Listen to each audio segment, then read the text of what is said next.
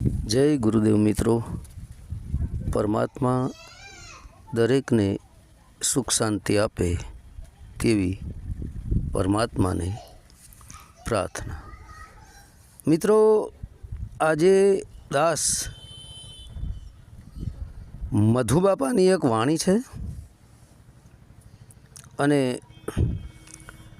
ए वाणी ज्यारे एने बनावी छे त्यारे हरिदास भारती बापू ने ए वाणी बतावी हशे अने हरिदास भारती बापूए एनी अंदर सही करी। बराबर ए रीतनी आ वात छे। जेवी रीते एक बात हूँ करी गयो छो कि संत ने घेर संत बधायरा संते केरी सही बाप वगरनो दीकरो जन्म्यो मां हाजर नहीं। बराबर जेवी रीते एक गुरुना बे शिष्य हता अने गुरुदेवे शरीर छोड़ी दीधुं हतुं। एकने परमात्मा ज्ञान प्रगट थई गयुं छे, आत्म परमात्मा शब्द ज्ञान प्रगट थई गयुं हतुं।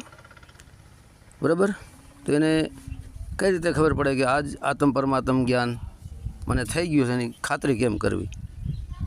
बराबर एटले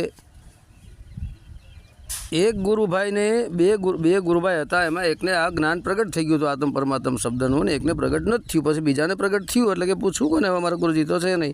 त्यारे गुरुभाईने पूछे छे कि आ रीतनुं मने ज्ञान प्रगट थयुं छे। एटले बे संत ज कहेवाय गुरुभाई, एटले एक संतने घेर संत बधायरा अने जे बताव्युं कि आ कीधुं कि भाई आ रीतनुं छे एम। बराबर एटले संते करी सही। बीजा गुरुभाईए जेने प्रगट थई गयो तो आत्म परमात्मा शब्द ज्ञान एने पर सही कर दीधी ना फाइनल बात है। बराबर एवी ज रीतनी आ बात है। बराबर कि जे मधुबापाए वाणी लखी है, वाणी हरिदास भारती बापूने बताववामां आवेली है कि आ मने जे समजायुं छे ए बराबर है एटले एने सही कर दीधी। हवे आपणे वाणी तरफ आगळ वधीए। वाणी शुं कहे छे? बराबर वाणी कहे छे, ए मूर्ख तू सतमा करी ले सही। शू कहे छे? ए मूर्ख तू सतमा करी ले सही। मूर्ख कोने कहेवाय? मूर्ख जे पोताना मुखनी ज वात राखता होय। मुख एटले मुख ने रख एटले राखवी। जे पोताना ज मुखनी वात राखतो होय, पोते बोले ई सत्य केम मानतो होय, खोटું बोले तो भले साचું बोले तो भले, पण मूળ पोतानुं ज मनमुखी जे ज्ञान आपतो होय, पोताना ज मुखनी वात करतो होय एने मूर्ख कहेवाय। बीजा अर्थमां बुद्धिहीन पण कहेवाय। बराबर तो कहे छे कि मूर्ख तू सतमा करी ले सही कि भाई आ जे माया छे, आ जे मायावी ज्ञान छे ए मायावी ज्ञान छोड़ अने मूर्ख सतमा करी ले सही। तू सत्यने ओळख, सत्यने जाण, सत्यनो रस्तो पकड़, तारी जिंदगी एड़े गई। नकर तारी जिंदगी एड़े गई समझी लेजे जो असत्यनो मार्ग थी अपनाव्यो तो। बराबर हवे कहे छे के मानव मेदनी भेड़ी करीने बेठो भिखारी थई।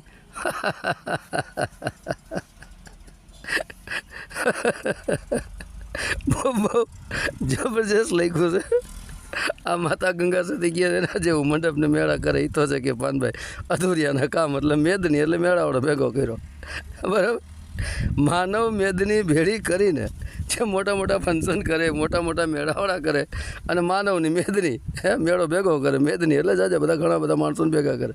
आ मानव मेदनी भेड़ी करीने बेठो भिखारी थई। पछी गादीपति बेही गादी माथे राखीने गादीपति थईने गादी माथे बेही पछी कोई 100 ने 200 ने 500 ने 1000 ने ओला चेला चपाटा देता है। एटले आ तो भिखारी थयो, बेठो भिखारी थई। तो आ भिखारी कीधो ढोंगी पाखंडी गुरु ने, चेला चपाटा ने दाता कीधा। तो अहींया गुरु मोटो, ढोंगी पाखंडी गुरु नो मोटो कहेवाय, चेला चपाटा एना मोटा कहेवाय, कारण के ए दाता थया ने। तो भिखारी करता दाता मोटो छे। बराबर बेठो भिखारी थई। मस्त लख्युं छे। पछी कहे छे चेला ने चेली ते बहु कर्या तारू भीतर भींजाणुं नहीं વાહ ભાઈ વાહ. ચેલાને ચેલી કે બહુ કીરા ગામડે ગામડે રખડીને ગુરુવા તો ઘર ઘર ફિરે કોટી લાખ 50 अपने रूप की खबर नहीं शिष्य करण की आस એવી રીતે બરાબર.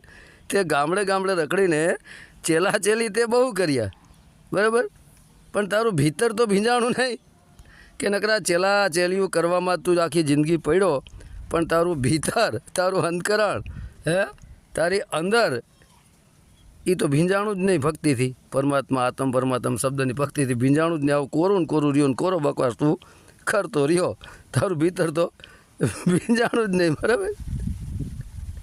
આવી રીતનું છે. એક જરાક હું મારી રીતે મારા મનમાં એવું છે ગાઉં છું બરાબર.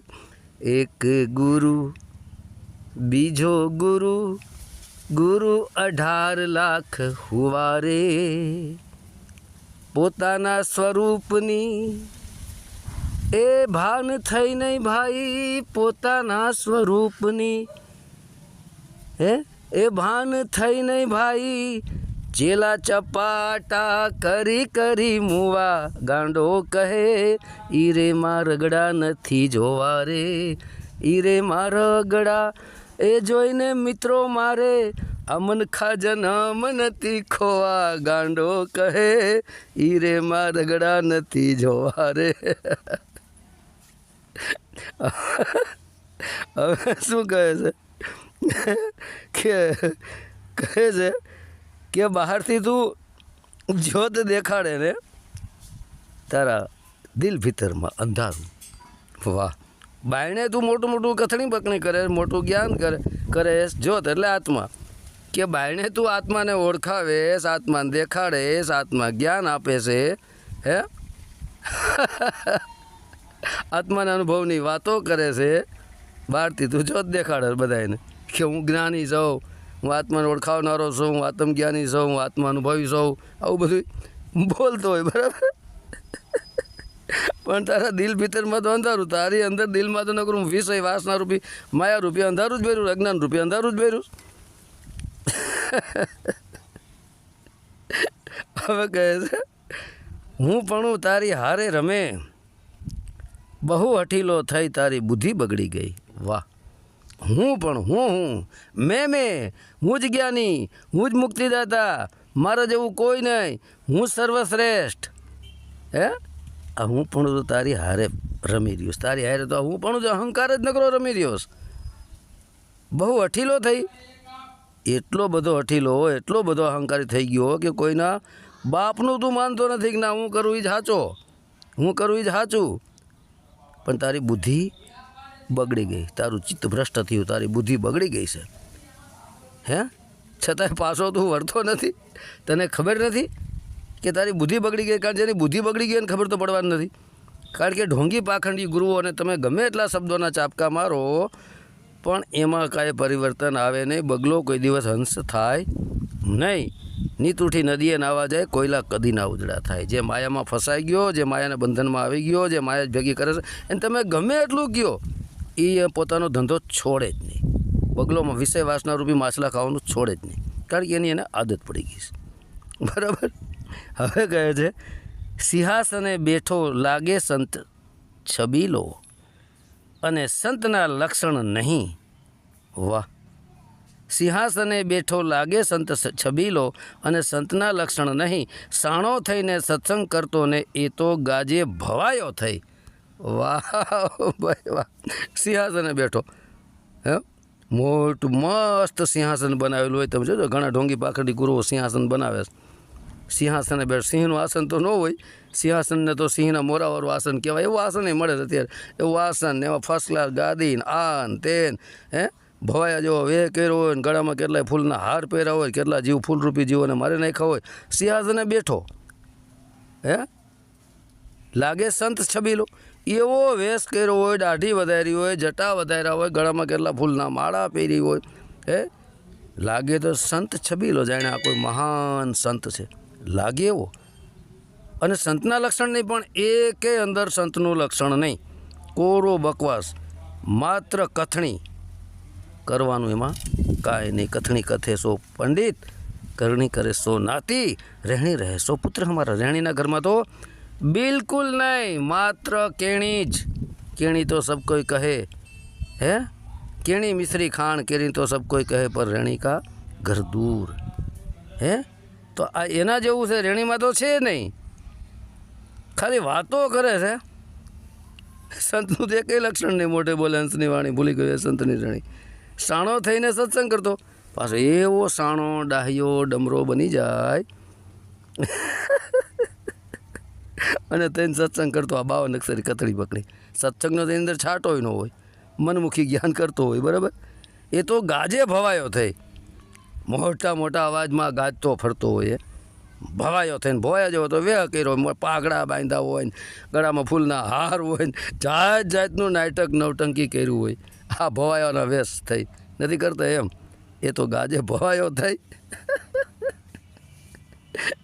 હવે કહે છે હિન્દુ ધર્મની હોળીમાં બેઠો ને માનવતા ઓગળી ગઈ. વાહ ભાઈ વાહ. જેવી રીતે હિન્દુ ધર્મની હોળી એટલે કે હિન્દુ ધર્મની જે હોળી છે, જ્ઞાનરૂપી જે નાવડી છે, હિન્દુ ધર્મની સનાતન ધર્મરૂપી જે નાવડી છે જ્ઞાનરૂપી, એ નાવડીમાં સાચા સનાતની સંતે એને બેસાડ્યો. જે હોળી યુગો યુગોથી તારણહાર છે, એ હોળીમાં બેઠો, પણ એમાં બેઠો અને ગુરુ બન્યો, પણ એનામાં માનવતા ભૂલાઈ ગઈ. કારણ કે હિન્દુ સંસ્કૃતિ, સનાતન ધર્મના ગ્રંથો, શાસ્ત્રો, પુરાણો, વેદો, સનાતન ધર્મના સંતોની વાણીઓ, એ બધું બોલ્યો, બરાબર. પણ એવો અહંકાર થઈ ગયો, હિન્દુ ધર્મનું જ જ્ઞાન લઈ અને એવો અહંકાર થઈ ગયો હિન્દુ ધર્મનું જ બધું શાસ્ત્રો, પુરાણો, વેદો, ઉપનિષદોનું જ્ઞાન લઈ લઈને બેઠો, હે, ગુરુ બન્યો, પણ એનામાં માનવતા ભૂલાઈ ગઈ. પછી અહંકાર થઈ ગયો એટલે માનવતા ભૂલી ગયો.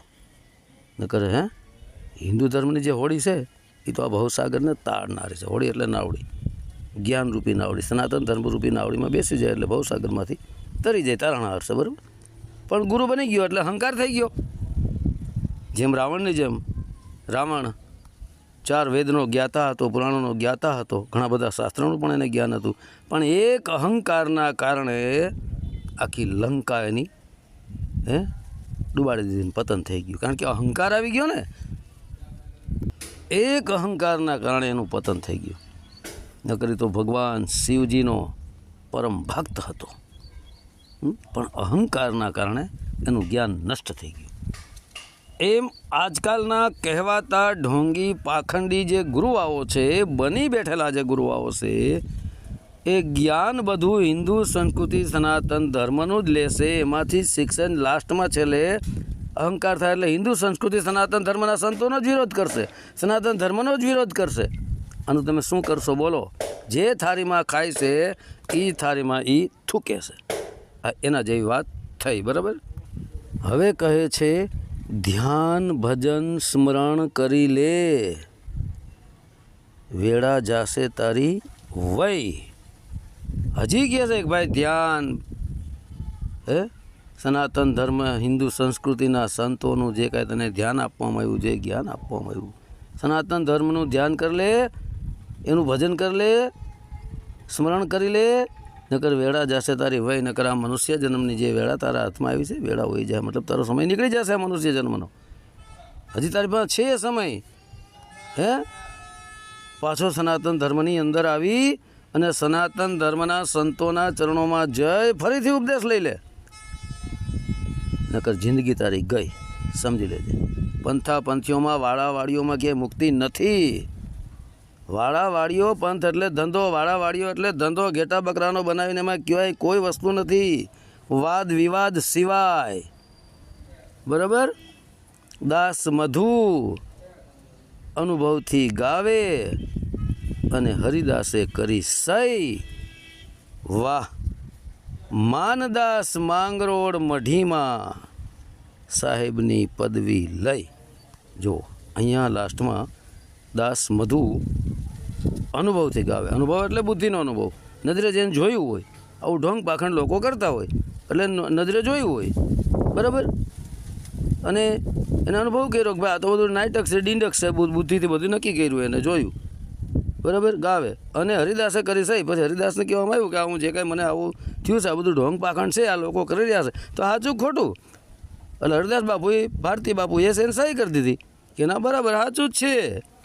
માનદાસ માંગરોળ મઢીમાં માનદાસ નામના એક સંત થઈ ગયા, બરાબર. અને માંગરોળ ગામ થઈ ગયું, પોરબંદર પાછું આવ્યું, બરાબર. એ મઢીમાં સાહેબની પદવી લઈ કોણ બેઠું છે અહીં? માનદાસ જે સંત થઈ ગયા એ માંગરોળ ગામની અંદર મઢીમાં સાહેબની પદવી લઈ બેઠા છે. એને આ બધું સમજાવેલું છે. કોને? એ પરંપરામાંથી આવેલા છે. કોણ? આ મધુ બાપા, બરાબર. તો હવે સાહેબની પદવી લઈ, બરાબર, માંગરોળ ગામની અંદર એ માનદાસ માંગરોળ મઢીમાં સાહેબની પદવી લઈ આ બેઠા છે. કોણ? માનદાસ બાપા જે સંત છે, સાહેબની પદવી લે. સાહેબ શબ્દ ક્યાંથી આવ્યો? સાહેબ શબ્દ આવ્યો છે રામાયણમાંથી. સાહેબ શબ્દ અનેક જગ્યાએ ગુરુ ગોરખનાથ બાપાએ પણ વાપર્યો છે.